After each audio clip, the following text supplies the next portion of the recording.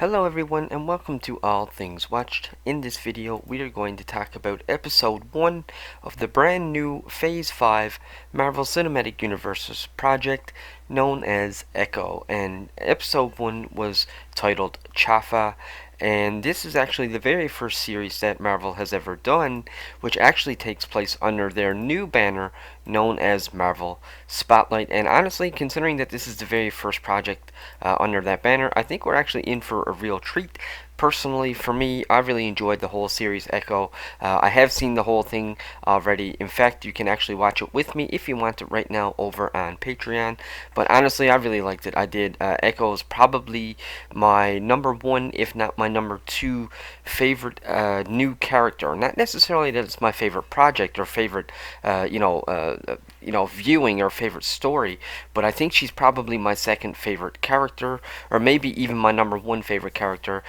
She's right up there with Miss Marvel, who I was a big fan of as well. Like I said, I'm only referring to the brand new heroes that have been introduced after Thanos. I do think Echo was she probably is my favorite. And so, anyways, episode 1 was titled Chafa, and it actually begins with this really cool, very mystical, almost fantastical type of setting, and we see this ring or this glow, which actually ends up being like a form of water or something like that. And from what I can tell, according to the very small amount of research that I've done, I think that this opening sequence here, the reason why the episode is called Chafa is because we're actually introduced to the character of Chafa. But I think that this is actually something that the Chata Nation actually believes in real life, and so it begins with and so the series begins with them giving us this sort of Chata Nation, their version of sort of Genesis, how they came to be, and so it's a very beautiful cinematic experience, so to speak. And then we actually are introduced to Chafa, and as you can see, it appears as though they're from a different alternative dimension or some form of different dimension. And as you can see, they have she has the bird here. And this bird is very symbolic. As the series goes on, you will learn that this bird actually has the ability to carve out messages. I believe the Chata Nation used to use these birds as a way of communicating, sort of, to warn them if an enemy was coming, or, sort of give them a heads up if there was a war or something coming. So I really liked the utilization of the bird, and I really loved the CGI special effects. And I thought this origin story was really cool. As you can see, Chafa, she looks really badass. And so what happens, according to the legend in real life, and then also according to the Marvel Cinematic Universe, is that Chafa, as you can see here, she was holding up the ceiling because this cave was collapsing, and so she ended up saving her people by being able to hold up the cave ceiling for as long as she possibly can, which was long enough for them to escape and actually go into the real world. And when they go into the real world, then they go from these different dimensional beings or whatever they are. They go from this sort of clay type people, almost like they were people actually of the earth, and then they end up transforming into humans. And as you can see here, the tribe is so beautiful. Chafa herself is very beautiful, and she's very cunning. She looks really cool, and she looks like a leader, and she actually tells the rest of the Chata people here to follow her, and they absolutely do. And like I said, as far as I know, in real life, this is actually a real, true legend. This is actually what the Chata people believe. And if Marvel is smart, I think what would be really cool on how to tie in this sort of true legend, as well as like the MCU version of the legend. What they should do, I think, in the future is they should say that the reason why the cave collapsed was because of the war that went on with Kang. They should say that it was the multiversal war that caused the cave to collapse, and causing Chafa to have to save her people and bring them to the real world. Now, I highly doubt that that they're going to do this, because the point of these spotlights, this brand new banner spotlight, is to sort of give certain characters, in this case Echo, to give them a chance to shine without having all the connectivity of the rest of the MCU, without having to have watched the past 20 years in order to know what's going on. And actually, if I'm going to be quite honest with you, this pilot does a great job at catching you up with Mya, introducing Mya, who she is, and also showing, literally copying and pasting scenes right from Hawkeye. So this episode, in terms of a pilot, does a really good job at catching you up anyways. So I do understand and see why Marvel said that these spotlights will be sort of like these little one-offs and wouldn't really have any huge ramifications of the greater MCU, and also you would not need to see the last 20 years in order to understand it. But honestly, I thought they did a great job. And so then it transitions from Chafa, sorry, who was the leader of the Chata nation, then to Maya. And as far as I know, I think I read somewhere online that this young actor who is portraying the young version of Maya is actually her cousin in real life, which is why they look so similar, why there's such a huge resemblance between them. And she is actually using her sign language because, as you know, Maya is deaf, and in the MCU's version of Maya, she's actually an amputee as well. Alakwa Cox portrays the character, and she is phenomenal. She's able to, display so much emotion just by using sign language and just facial expressions without even using her words. She's actually able to really bring Maya to life, and honestly, I thought her little cousin did a great job as well. And so she's here in the tent with Bonnie, and she looks at Bonnie and basically tells her, "Hey, you're my sister." And Bonnie's like, "No, we're actually cousins." But then Maya's like, "No, we're sisters." And anyone who has a really close friend, who might be a cousin, knows that cousins are sort of like your siblings. I'm really close to one of my cousins. He's kind of like the brother that I've never actually had. So I totally see where Maya's coming from there. And then we learn that this is actually taking place in Tamaha, Oklahoma, back in 2007. So if you're looking at the MCU timeline as a whole, this would have happened 1 year before Tony Stark becomes Iron Man. And as you can see that her mom is here, her dad is here.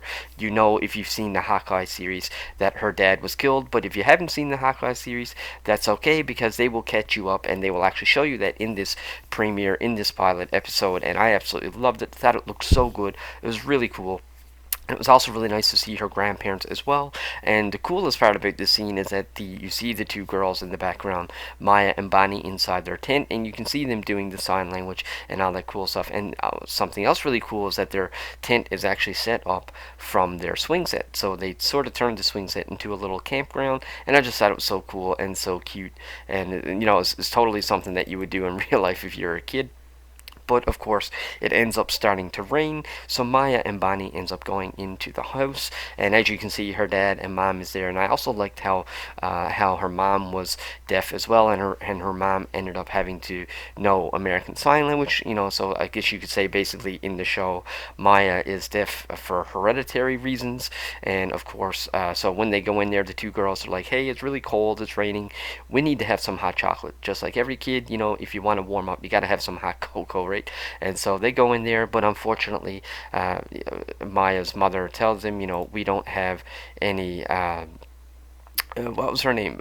Talo, I believe, is Maya's mom's name. Yeah, Talo is her name, and Talo tells them, we don't have any hot chocolate, so we won't have a choice but to go get some. And so she invites Maya along. She says, "Hey, Maya, come with me to the store and pick out the hot chocolate." And so they do, and this is when we get such a tragic scene here when we learn that the truck that they're in actually has its brakes cut.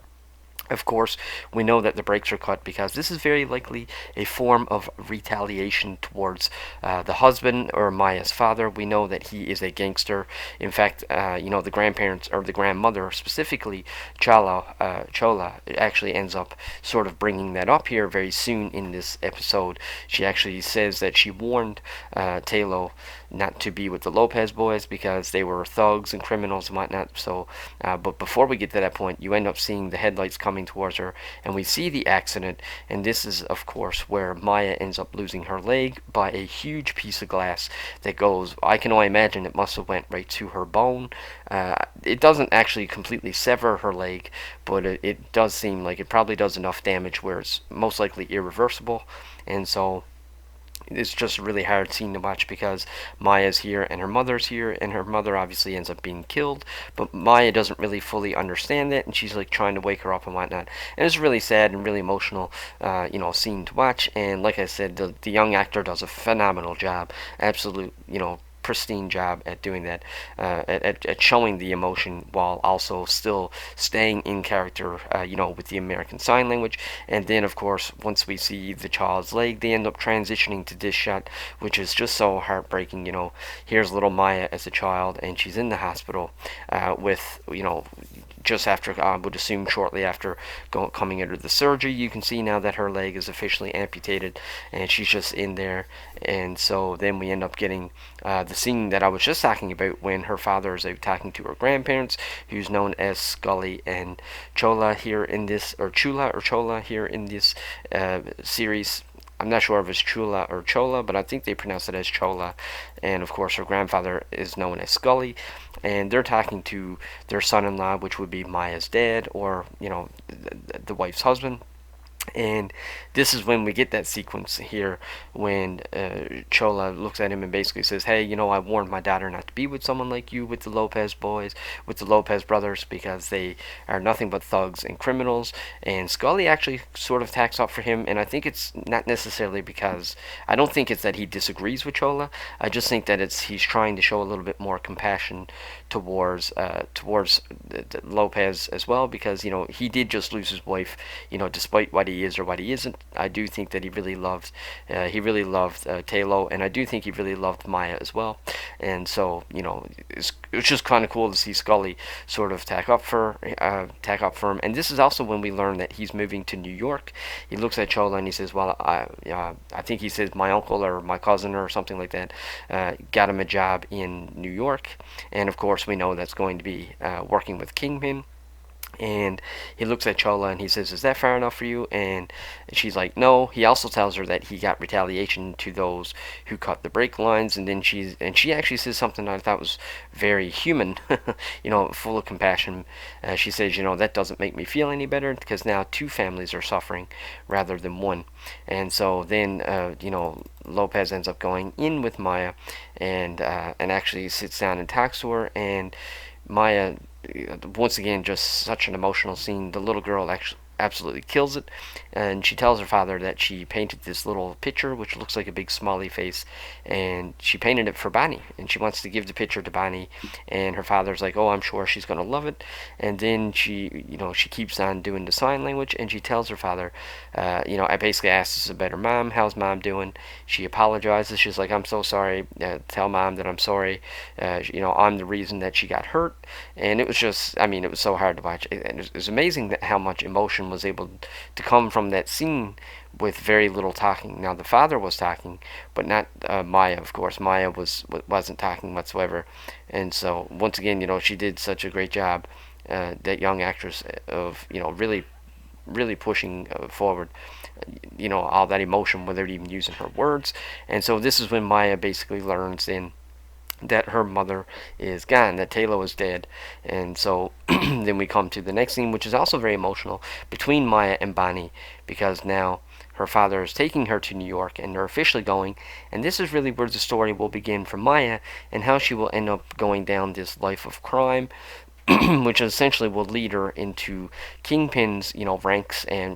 And well, what we learn watching this series, she actually moves up pretty far up in his ranks. I think Kingpin at one point says like she was his number 2 or something like that. So she ends up going right up. But either way, here we get once again a very emotional scene. She's like, "Can Bonnie come?" And then Bonnie's back there crying while she's with Chola, and they're doing the sign language, and the sign language is "Bonnie come too, Bonnie come too," and it's just so sad while they're driving away. So then we see little Maya in New York, and she's just the cutest little thing. And her father has her in mixed martial arts, training her to fight so that she will one day be able to defend herself, because he knows that she's going to have a really hard life. She's an amputee, she's deaf, she's probably going to be discriminated a little bit, plus the fact that she's indigenous. So she just, she got a lot of things probably going against her, and so he wants to prepare her the best he can. And one thing that I did really appreciate is that he does tell her that she needs to focus on school, because he wants to give her a life that he never had, and wants to give her a better life than what he had. And so while she's there looking, she notices her father, as you can see now, her father and the other guy is wearing the gym pants and the tracksuit because I believe they are known as the tracksuit mafia, which is what we learn in Hawkeye. And so she sees her dad doing the deal and whatnot. And also, we end up hearing Fisk. This is when Fisk makes his first appearance in the series, but they don't actually show him fully. He just goes over, but you can recognize him as soon as he speaks, and he pinches Maya's cheek, and he's just like, "Hey, Maya," or whatever he says to her. And it's just really cool. Just hearing his voice was very intimidating. Vincent D'Onofrio does a phenomenal job, and it really is one character that they'll never be able to recast. Just like, I don't think they'll ever be able to recast Iron Man or anything like that. I just don't see anybody being able to fit that role as good as Vincent D'Onofrio, because he doesn't just sound like Kingpin, but he looks like him. He's big, he's intimidating, he's bald. Or well, I mean, with the makeup and with the prosthetics and stuff, he's bald. But he's such an intimidating man. In real life, he's huge. So he really does suit that role really good. And then, just as Maya is about to fight as a kid, because she's in training with whatever it is, I have a feeling she knows a little bit of everything. Because later on, when she's fighting, she seems to appear to know a little bit about boxing, kickboxing, and maybe even jiu-jitsu and that kind of stuff. So she's very well grounded in fighting. And just as she goes to punch, they transition to Maya then as an adult, and we see her, fighting in the ring now, all grown up. And it was just a really good transition. Whether you like the Echo series or not, one thing you can't deny is that the editing and the transitions, and also the music, the score of this series was spot on. They couldn't have done a better job with either the music or the editing, really, if you ask me. And yes, I can see people's frustration that sometimes the series does feel chopped up, especially even this first episode, even though they do a great job in introducing Echo and sort of catching you up with everything that happened from Hawkeye. You can tell that maybe parts of it was chopped up, but I do think that, they did the best that they could with what they were given. And so then we start to get scenes in here. They start to interject scenes from Hawkeye, and we see Maya getting off of her motorcycle, going back to wherever this hideout is, or whatever this place is where she's hanging out with her father. And as she, approaches the garage door, she looks in, and here we have Ronan, which we know eventually will end up being Hawkeye. This was when Hawkeye was going around killing everybody, killing all the bad guys. I believe most of this was happening during the blip when Thanos had snapped his finger. This was sort of Hawkeye's way of dealing with the loss of his family. He was going around dressed up as Ronin and killing a whole bunch of bad guys. So in some ways, he was a lot like the Punisher. He was a very grounded anti-hero, more so than a hero, and he ends up going around killing everybody.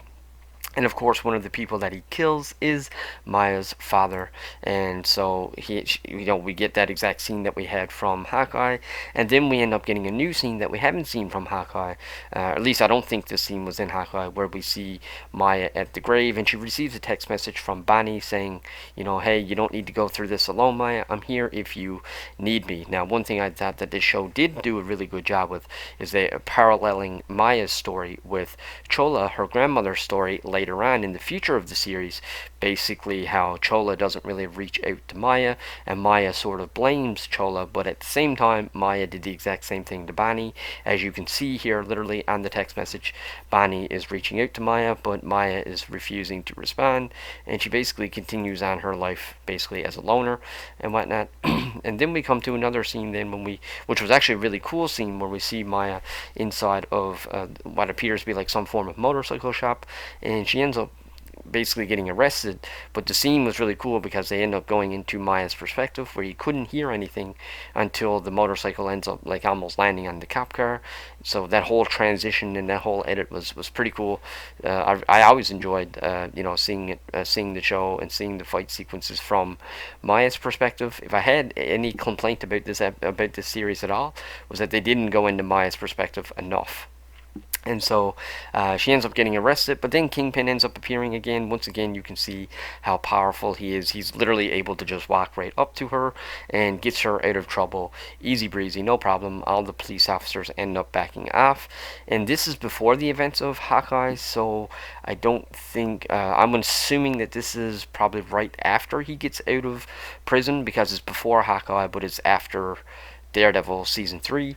And so he's in the car with her, and as you can see, he actually has a translator with him, and he basically tells Maya, hey, I have a job for you. I want to sort of help you channel your rage. You can put that rage to good use, and basically offers her a job and tells her, sends her out on a field assignment, and so she does. And so she ends up going to this, what appears to be like some form of nightclub or something, but you can tell that the nightclub is only like a face. It's only, it's only basically something for them to be able to do their business and basically launder money. And she's here with these two people that work for Fisk, and their objective here is to go in and kill a bunch of people who are basically invading on Fisk's territory. So obviously they have to be dealt with, and so he sends Maya in with these two people to go in and kill this gang that's invading on his territory.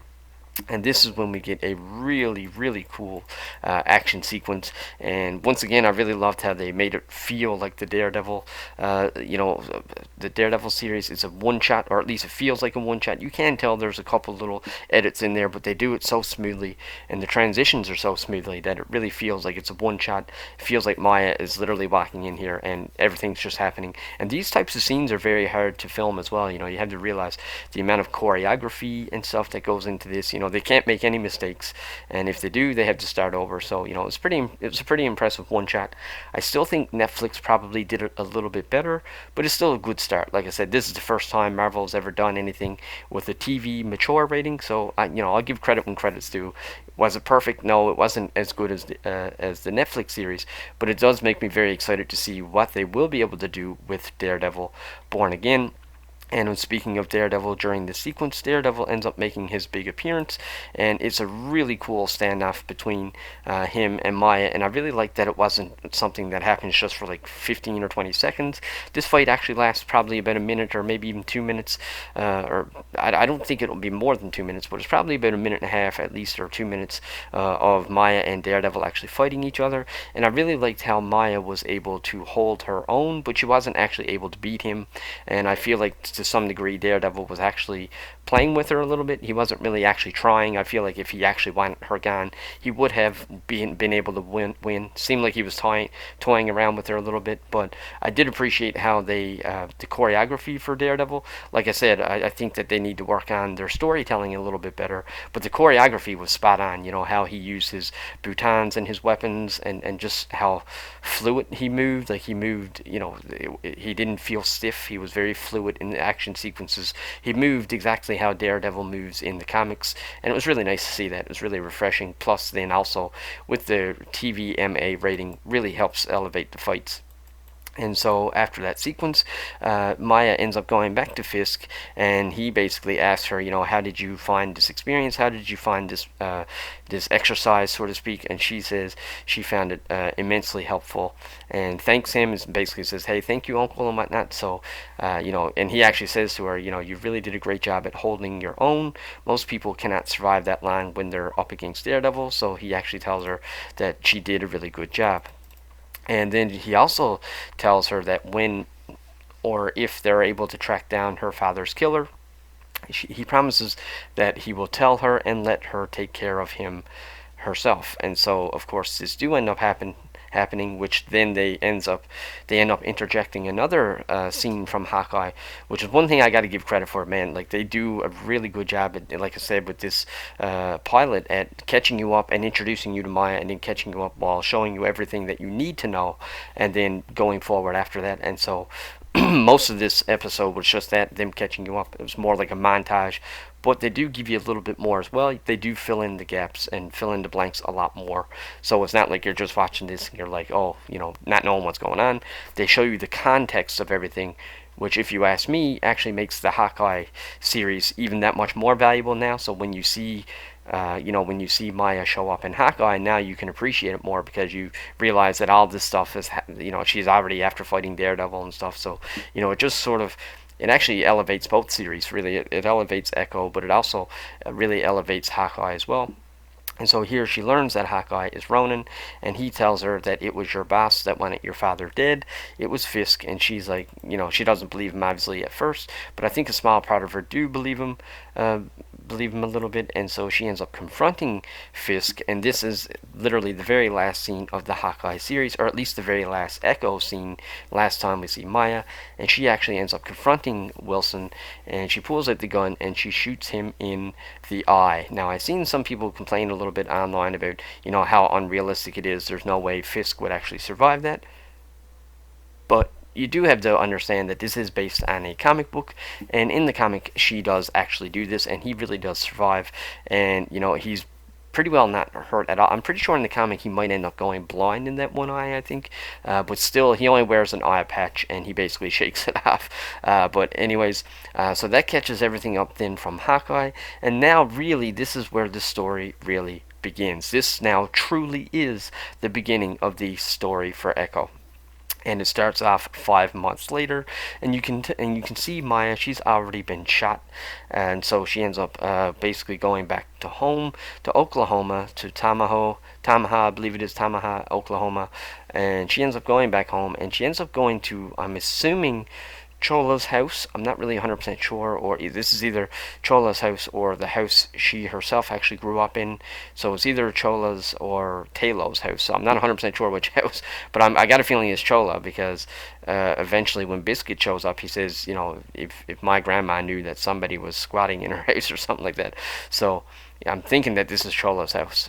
So she breaks in, and you can tell that she's shot, so that obviously shows that Kingpin's men at some point has caught up to her and end up shooting her. So she ends up stitching herself up with dental floss, which absolutely does eventually end up getting infected, which I was actually thinking about that when she was doing it. I was like, wow, dental floss, has a lot of stuff on it. I would think that that would probably get infected, and of course it ends up doing that.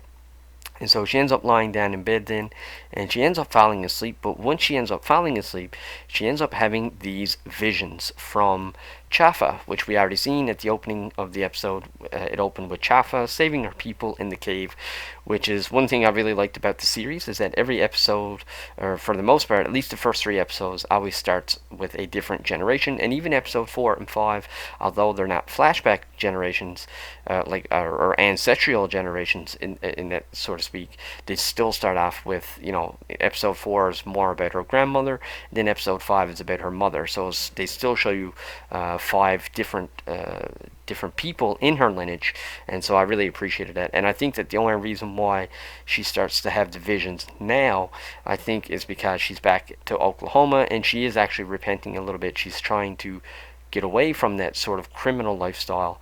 Plus, she probably doesn't really know what to believe anymore. She's very confused, which is something else I think the series did a really good job with. They never make Echo a hero, but they never really make her a full-blown villain either. She's just very much confused, which is how she was in the comics, until Daredevil starts to help her. So she ends up waking up the next morning. She ends up coming to, because it looks like somebody is trying to break into the house, and we end up getting introduced to one of my favorite characters of the series, someone known as Biscuits. And in this conversation, you learn that Biscuits is her cousin, and he has a cool dog named Billy Jack, and he actually tells the dog, that Maya is good people. She lived in New York, but I really liked how he told the dog that Maya is good people and that they're cousins. And so later on that day, then Maya ends up going to the skating rink, and where she's looking for, I think it's her uncle, whose name is Henry. But of course, when she first goes up to the window, this guy is working here, and he, for some reason, somehow knows about Kingpin, and knows that she was the one that shot Kingpin, and actually ends up giving a heads up to Kingpin's crew, and basically is like, hey, I think I got some information on the King Killer. I think that's in this episode, and so, but anyways, she ends up going and speaking to her uncle Henry, and basically tells Henry that she needs a little bit of help if possible. And of course, Henry then ends up taking her to this character who ends up being a mortician, and I thought that that was really funny, because they really play into that a little bit. They're like, hey, she can help you if you need a body repaired or if you need a body to go away. So that was really funny to see that and whatnot. And so basically, the mortician here ends up stitching her up the right way, because her cut is infected. And it was just a really funny sequence between her and Henry, and she basically asked Henry, do you want me here or do you want me gone? Do you want me to fix up or do you want me to go away? And that was really funny. It's just a really funny sequence. And then once she gets fixed up and back on her feet a little bit, her and Henry ends up going up on top of this cell phone tower to speak. And basically Henry's like, hey, what's your plans? Why are you really here? And she basically tells Henry, that she killed, well, she tells him that Kingpin is no longer a problem and that he's no longer on the top, and now she wants to take over. And he actually calls her like Queen Pin, like, why do you want to be the Queen Pin? And they sort of joke around about that a little bit, and she's like, yeah, it's time for a queen and whatnot. And Henry actually spits a lot of truth here. He ends up telling her, like, what do you think's going to happen? Obviously Fisk's men are going to retaliate. They're not just going to let you walk away from this. They are going to want, they're going to want to retaliate for this. And then he basically tells her, you're going to bring a war here. And she's like, the war is already, coming or whatever. And he really speaks a lot of truth to her. He's like, let's not forget, people that you love is going to die. It's not only you that's going to suffer, but the people of this town are going to suffer. And he basically sort of brushes her off, and he's basically like, yeah, I'm not helping you. I don't want a war to come here. We don't need this. We're living a very peaceful, or relatively peaceful life here, and we don't need to be involved with all this craziness. And then the very last scene, the big reveal, which is not a surprise to me because I do know the comics pretty well, and for anyone who knows the comics knows that this is not a big surprise, but they do reveal that Fisk is alive, and he's alive and well, and they do a really good job at showing him, because at first they sort of show like this blurry, out of focus IV drip, which is obviously going into his veins, to stabilize him and keep him alive.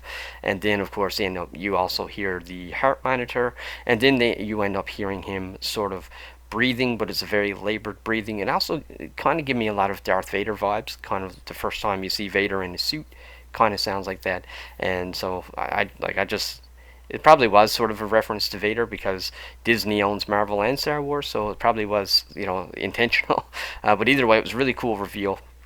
The only thing that I would complain about, that I was not happy about with the series and the way that they treated Fisk, is that I do wish that they would have given him the eye patch, and I do wish that he would have been actually blind, just because that's what happens in the comics, and plus it's more realistic than him just simply having a scar on the side of his face.